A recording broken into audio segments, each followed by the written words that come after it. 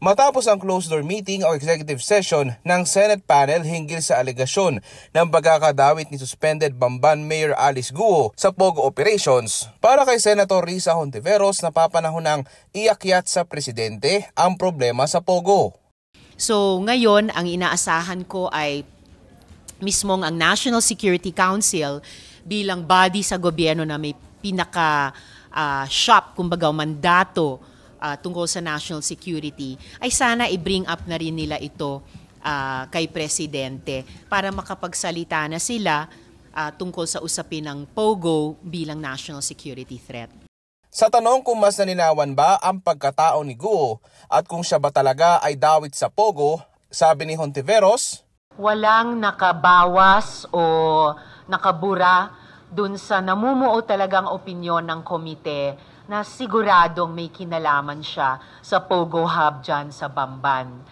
Dun pa lang sa documentary evidence, wala ring mas matibay na ebidensya na siya nga ay Filipino citizen. So nananatili talaga at lalo lamang naging solido yung mga tanong kung siya ba ay citizen o national ng ibang bansa at hindi ng atin. Nagsumite naman ang legal team ni Guo sa komite ng Senado ng isang letter of explanation tungkol sa mga issue at kontrobersiyang bibinabato sa alkalde. Sinagot ni Guo ang alegasyon na ang nanay niya ay nagngangalang Lin Wenyi. Ayon kay Guo, si Lin Wenyi ay kasama sa mga kumpanya ng kanyang pamilya, pero si Amelia Leal daw ang kanyang nanay sa lahat ng dokumento. Hindi raw totoo ang paratang na si Amelia Leal ay isang non-existing person at hindi raw si Lin Wenyi ang kanyang nanay.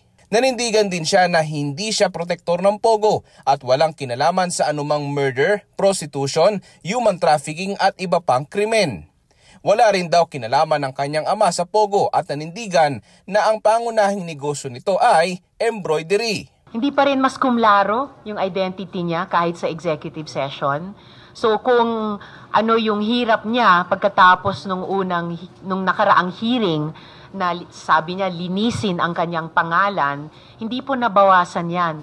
Baka pa nga nadagdagan. Sa ngayon, ayon kay Hontiveros, may mga isasagawa pa silang mga susunod na briefing at pagdinig. Daniel Manalastas para sa Pambansang TV sa Bagong Pilipinas.